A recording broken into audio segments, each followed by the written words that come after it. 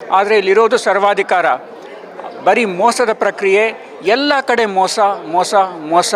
ಪ್ರಜಾಪ್ರಭುತ್ವದ ಕಗ್ಗೊಲೆ ಮಾಡ್ತಾ ಇರೋರು ಯಾರು? ಈಗ ಆಡಳಿತಾರೂಢ ನಮ್ಮ ಭಾರತ ಸರ್ಕಾರ.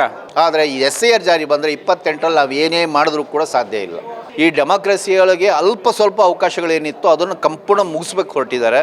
ಏನೋ ಅಲ್ಪಸಂಖ್ಯಾತರಿಗೆ ಹೊಡೆತ ಅಷ್ಟೇ ಅಲ್ಲ, ಇದು ಇಡೀ ನಮ್ಮ ಭಾರತ ದೇಶದಲ್ಲಿರುವಂಥ ಒಂದು ಸಂವಿಧಾನವನ್ನು ಒಂದು ಕಿತ್ಕೊಳ್ಳುವಂಥದ್ದು ಮತ್ತು ಇದರಲ್ಲಿ ಮಹಿಳೆಯರಿಂದ ಎಲ್ಲ ರೀತಿಯ ಒಂದು ತಳ ಸಮುದಾಯದ ಓಟನ್ನು ಕಿತ್ಕೊಳ್ಳೋಂಥ ಒಂದು ಪ್ರಯತ್ನ ನಡೀತಾ ಇದೆ.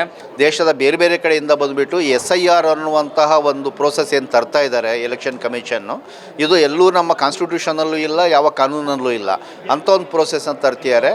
ಮತ್ತು ಬಿಹಾರ್ನೊಳಗೆ ಅವರು 65 lakhs ವೋಟರ್ಸ್ನ ಡಿಲೀಟ್ ಮಾಡಿದರು. ಸೊ ಇದ್ರ ಬಗ್ಗೆ ನಮ್ಗೆ ಅವಾಗ ಇನ್ನೂ ನಡೆದಾಗ ರಿಸಲ್ಟ್ಸ್ ಬಂದಿರಲಿಲ್ಲ. ಅವಾಗ ಅದ್ರ ಬಗ್ಗೆ ಆತಂಕ ಇತ್ತಿದ್ದು ಏನಾಗುತ್ತೆ ಅಂಥೇಳಿ. ಸೊ ಹಂಗಾಗಿ ಇದ್ರ ಬಗ್ಗೆ ಸರಿಯಾಗಿ ಅರ್ಥ ಮಾಡ್ಕೋಬೇಕು ಮತ್ತು ಈ ದೇಶನ ಅಲಾರಾಮ್ಗೊಳಿಸ್ಬೇಕು, ಮತ್ತೊಂದು ಆ್ಯಕ್ಷನ್ಗಳಿಬೇಕು. ಈ ಮೂರು ದೃಷ್ಟಿಯಿಂದ ಆ ಸಮಾವೇಶ ನಡೀತು.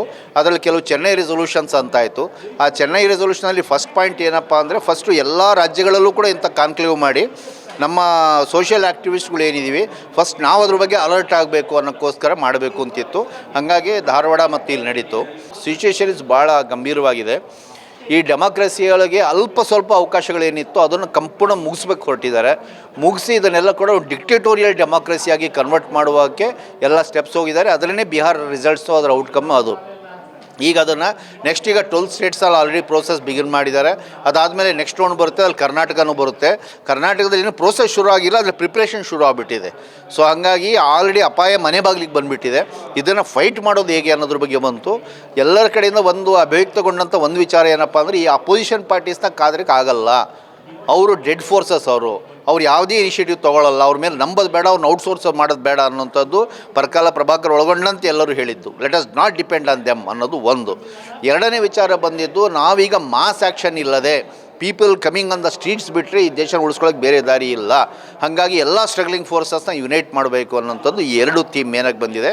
ಮತ್ತು ಎಲ್ಲ ತನಕ ಎಲೆಕ್ಷನ್ ಕಮಿಷನ್ ರೀಪ್ಲೇಸ್ ಆಗೋದಿಲ್ವೋ, ಎಲ್ಲ ತನಕ ಒಂದು ವೋಟರ್ ಲೀಸ್ಟ್ ಏನಿದೆಯೋ ಅದು ನಮ್ಮ ಗ್ರಾಮ ಪಂಚಾಯಿತಿಯಲ್ಲಿ ಮತ್ತು ವಾರ್ಡ್ನಲ್ಲಿ ರ್ಯಾಟಿಫೈ ಆಗಬೇಕು ಅಂತ ಸಿಸ್ಟಮ್ ಬರೋದಿಲ್ವೋ, ಎಲ್ಲ ತನಕನೂ ಕೂಡ ವೋಟಿಂಗ್ ಮೆಕ್ಯಾನಿಸಮ್ ಏನಿದೆ EVM ಜನ ವಿಶ್ವಾಸ ಕಳ್ಕೊಳ್ತಿದ್ದಾರೆ.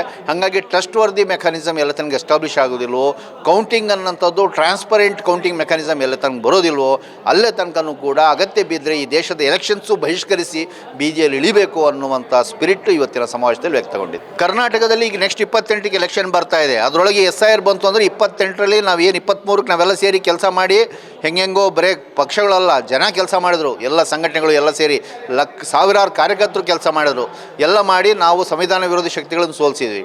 ಆದರೆ ಈ SIR ಜಾರಿ ಬಂದರೆ 28ರಲ್ಲಿ ನಾವು ಏನೇ ಮಾಡಿದ್ರೂ ಕೂಡ ಸಾಧ್ಯ ಇಲ್ಲ. ಸೊ 28ರಲ್ಲಿ ಮತ್ತೆ ಅವರೇ ಬರ್ತಾರೆ.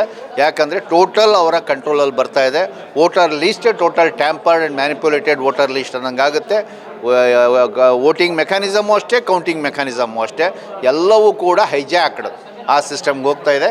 ಹಾಗಾಗಿ ಈಗ ನಾವು ಬಿಗ್ಗರ್ ಫೈಟ್ನ ಹೋಗಲೇಬೇಕಾಗಿದೆ. SIR ಇಂದ ತುಂಬ ಡೇಂಜರ್ ಇದೆ, ಅದನ್ನು ನಾವು ತಿರಸ್ಕರಿಸಲೇಬೇಕು.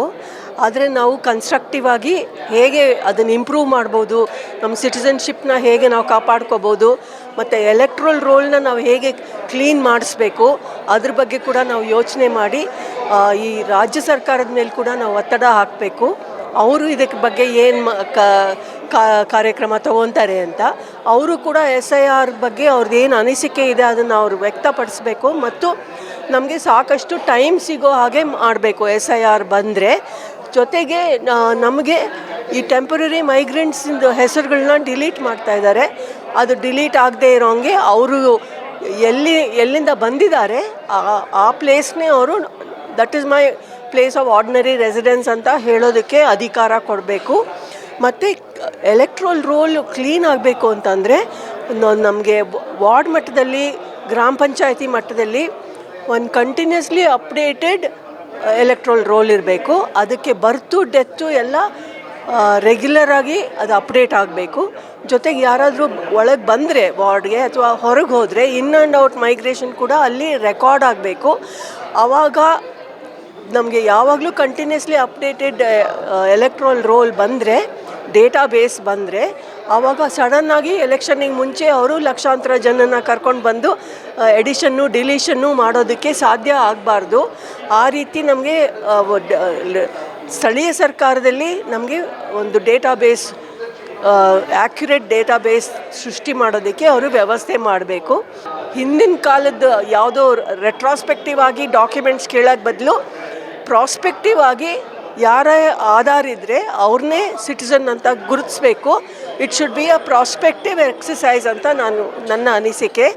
ಆಮೇಲೆ ಅವ್ರು ಎಲ್ರಿಗೂ ಒಂದು ಸಿಟಿಸನ್ಶಿಪ್ ID ಕಾರ್ಡ್ ಕೊಟ್ಬಿಡಬೇಕು.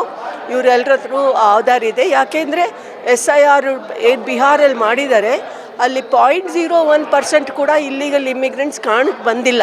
ಸೊ ಅವರನ್ನು ಗುರುತಿಡಿಯೋಕೆ ನಾವು 96 ಕೋಟಿ ಜನಕ್ಕೆ ಹರಾಸ್ ಮಾಡೋದು ಸರಿಯಲ್ಲ. ಯಾರ್ಯಾರು ಇವಾಗ ಸದ್ಯಕ್ಕೆ ಭಾರತದಲ್ಲಿದ್ದಾರೆ ರೆಸಿಡೆಂಟ್ಸ್ ಆಗಿ ಅವರೆಲ್ಲರಿಗೂ citizenship ID card Aadhaar base ಮೇಲೆ ಕೊಟ್ಬಿಟ್ಟು ಮುಂದಕ್ಕೆ ಯಾರಾದರೂ ಬಂದರೆ ಅವ್ರದ್ದು ಪ್ರೂವ್ ಮಾಡೋ ಹಂಗೆ ನಾವು ವ್ಯವಸ್ಥೆ ಮಾಡ್ಕೋಬೇಕು. ಆವಾಗಲೇ ನಾವು ಯಾರನ್ನು ಜೆನ್ಯೂನ್ ಸಿಟಿಸನ್ನ ಡಿಸ್ಇನ್ಫ್ರಾಂಚೈಸ್ ಮಾಡದೇ ಇರೋ ಹಾಗೆ ನಾವು ನೋಡ್ಕೋಬೇಕು. ಇನ್ನು ಅದಕ್ಕಿಂತ ಕಡಿಮೆ ಪದಗಳು ಉಪಯೋಗಿಸೋದಕ್ಕೆ ಸಾಧ್ಯ ಇಲ್ಲ.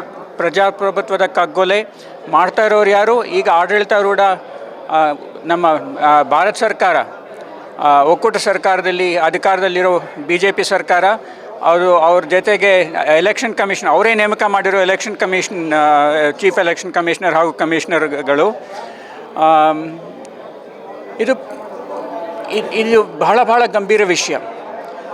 ಈ ಒಂದು 3-3.5 ಗಂಟೆಗಳ ಕಾಲ ಸಮಾವೇಶ ನಡೀತು. ಬಹಳ ಮಹತ್ವದ ವಿಷಯಗಳಲ್ಲಿ ಚರ್ಚೆ ಮಾಡಲಾಯಿತು. ಇದನ್ನು ನಾವು ನಮ್ಮ ದೇಶನ ಪ್ರಜಾಪ್ರಭುತ್ವಗೊಳಿಸ್ಕೋಬೇಕಾದ್ರೆ ಆ್ಯಕ್ಚುಲಿ ಮತ್ತೆ ವಾಪಸ್ ಪಡ್ಕೋಬೇಕಾದ್ರೆ ಅಂತ ಹೇಳಬೇಕಾಗತ್ತೆ. ಯಾಕೆಂದರೆ ಇವಾಗ ಉಳಿದಿಲ್ಲ. ಆ್ಯಕ್ಚುಲಿ ನಮ್ಮ ದೇಶ ಭಾರತ ಈಗ ಎಲೆಕ್ಟೋರಲ್ ಆಟೋಕ್ರಸಿ ಅಂತ ಕರೆಯಲಾಗುತ್ತೆ. ಅಂದರೆ ಎಲೆಕ್ಷನ್ಸ್ ನಡೆಯುತ್ತೆ, ಆದರೆ ಇಲ್ಲಿರೋದು ಸರ್ವಾಧಿಕಾರ. ಬರೀ ಮೋಸದ ಪ್ರಕ್ರಿಯೆ, ಎಲ್ಲ ಕಡೆ ಮೋಸ. ನಮಗೆ ಕಣ್ಣೊರೆಸಿ ನಮಗೆ ದಾರಿ ತಪ್ಪಿಸಿ ನಮ್ಮ ಹಕ್ಕುಗಳನ್ನು, ನಮ್ಮ ಪ್ರಭುತ್ವದಲ್ಲಿರೋ ಹಕ್ಕುಗಳನ್ನೆಲ್ಲ ಕಿತ್ಕೋತಾ ಇದ್ದಾರೆ. ಪ್ರಭುತ್ವವನ್ನೇ ಕೊಲೆ ನಡೀತಾ ಇದೆ ಈಗ. ಸೊ ಇದಕ್ಕೂ ಏನಾದರೂ ಮಾಡಬೇಕು. ಜನ ಏನು ಮಾಡೋದು ಸುಲಭ ಅಲ್ಲ, ಆದರೆ ಮಾಡಲೇಬೇಕು. ನಾವು ಈ ಡಿಕ್ಟೇಟರ್ಶಿಪ್ನ ಗುಲಾಮಗಿರಿಗೆ ಒಪ್ಕೊಳ್ಳೋದಕ್ಕೆ ಸಾಧ್ಯ ಇಲ್ಲ. ಈಗ ಈ SIR ಮೂಲಕ ಹಿಂಬದಿಯ ಒಂದು ಡೋರ್ನಿಂದ ತರುವಂಥ ಒಂದು ಪ್ರಯತ್ನ ನಡೀತಾ ಇದೆ. ಇದರ ಮುಖ್ಯ ಉದ್ದೇಶನೇ ಆಗಿರುವಂಥದ್ದು ಏನಪ್ಪ ಅಂತಂದರೆ, ಒಟ್ಟು ಅವರಿಗೆ ಬೇಕಾದವ್ರನ್ನ ಆಯ್ಕೆ ಮಾಡ್ಕೊಳ್ಳುವಂಥದ್ದು, ಅದರಲ್ಲಿ ಧರ್ಮ ಆಧಾರಿತವಾಗಿ ಆಯ್ಕೆ ಮಾಡಿಕೊಂಡು ಸರ್ವಾಧಿಕಾರಿತನವನ್ನು ತರುವಂಥ ಒಂದು ಪ್ರಯತ್ನನ ಈ ಸರ್ಕಾರಗಳು ಮಾಡ್ತಾ ಇದ್ದಾವೆ. ಆ ಹಿನ್ನೆಲೆಯಲ್ಲಿ ಇದು ಬರೀ ಅಲ್ಪಸಂಖ್ಯಾತರಿಗೆ ಹೊಡೆತ ಅಷ್ಟೇ ಅಲ್ಲ, ಇದು ಇಡೀ ನಮ್ಮ ಭಾರತ ದೇಶದಲ್ಲಿರುವಂಥ ಒಂದು ಸಂವಿಧಾನವನ್ನು ಒಂದು ಕಿತ್ಕೊಳ್ಳುವಂಥದ್ದು ಮತ್ತು ಇದರಲ್ಲಿ ಮಹಿಳೆಯರಿಂದ ಎಲ್ಲ ರೀತಿಯ ಒಂದು ತಳ ಸಮುದಾಯದ ಓಟನ್ನು ಕಿತ್ಕೊಳ್ಳೋಂಥ ಒಂದು ಪ್ರಯತ್ನ ನಡೀತಾ ಇದೆ. ಇದು ಈಗಾಗಲೇ ನಾವು ಕಳೆದ ತಿಂಗಳು ಚೆನ್ನೈಯಲ್ಲಿ ಒಂದು ಕಾನ್ಕ್ಲೇವನ್ನು ಮಾಡಲಾಗಿತ್ತು. ಸೊ ಆ ಕಾನ್ಕ್ಲೇವಲ್ಲಿ ತೀರ್ಮಾನ ಆಗಿತ್ತು. ಇನ್ನೂ ಬೇರೆ ರಾಜ್ಯದಲ್ಲೂ ಕೂಡ ಇಂಥ ಒಂದು ಸಮಾವೇಶ ಅಥವಾ ಒಂದು ಮಂಥನ ಸಭೆಯನ್ನು ಮಾಡಬೇಕು ಅಂತೇಳಿ ತೀರ್ಮಾನ ಮಾಡಿದ್ವಿ. ನಿನ್ನೆ ಧಾರವಾಡಲ್ಲೂ ಕೂಡ ಈ ಒಂದು ಸಭೆ ನಡೆಯಿತು. ಇವತ್ತು ಬೆಂಗಳೂರಲ್ಲಿ ಮಾಡಿದ್ದೀವಿ ನಾವು. ಈಗ ಮುಂದುವರೆದು ನಾವು ಇನ್ನೂ ಎಲ್ಲ ಜಿಲ್ಲೆಗಳಲ್ಲೂ ಕೂಡ ಒಂದು ಕೆಳ ಹಂತದಲ್ಲಿ ಎಲ್ಲರಿಗೂ ಈ ವಿಚಾರ ತಲುಪೋ ರೀತಿಯಲ್ಲಿ ಮಾಡುವಂಥ ಒಂದು ಪ್ರಯತ್ನ ಮಾಡ್ತಾ ಇದ್ದೀವಿ. ಎಲ್ಲರೂ ಇದಕ್ಕೆ ಕೈ ಜೋಡಿಸ್ಬೇಕು ಅಂತೇಳಿ ತಮ್ಮಲ್ಲಿ ಕೇಳ್ಕೊಡ್ತೀವಿ. ಧನ್ಯವಾದಗಳು.